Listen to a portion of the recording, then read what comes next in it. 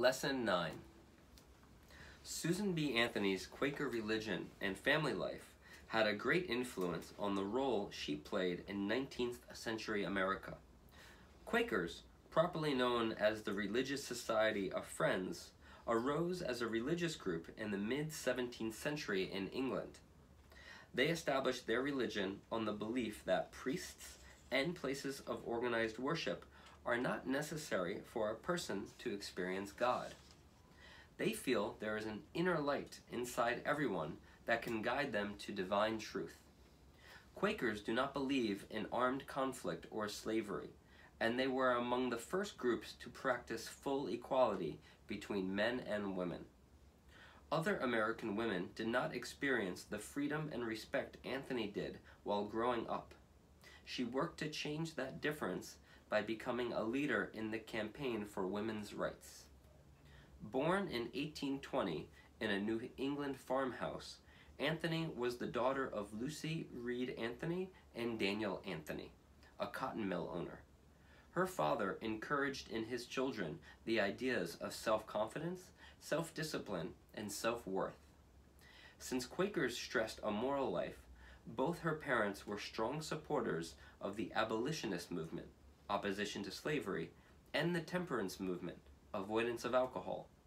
They also believed in the importance of work, and Anthony performed many tasks in her father's factory while attending school.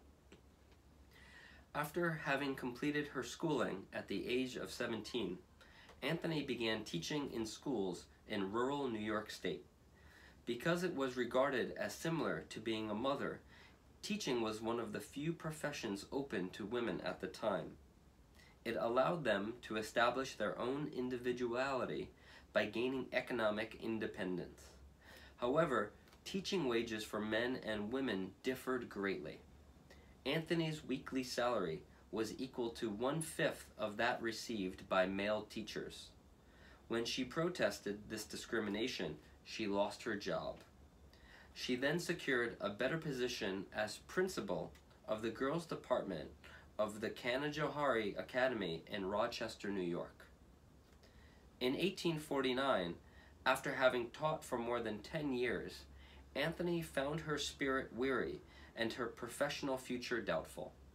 She focused her energies on social improvements and joined the local temperance society.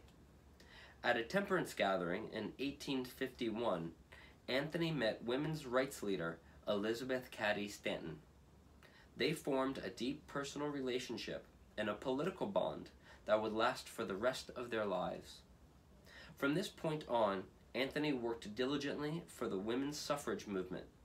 She lectured on women's voting rights and organized a series of state and national meetings on this issue.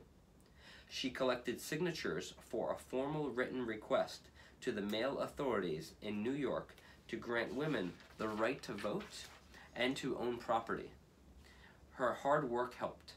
In 1860, the New York State Legislature passed the Married Women's Property Act.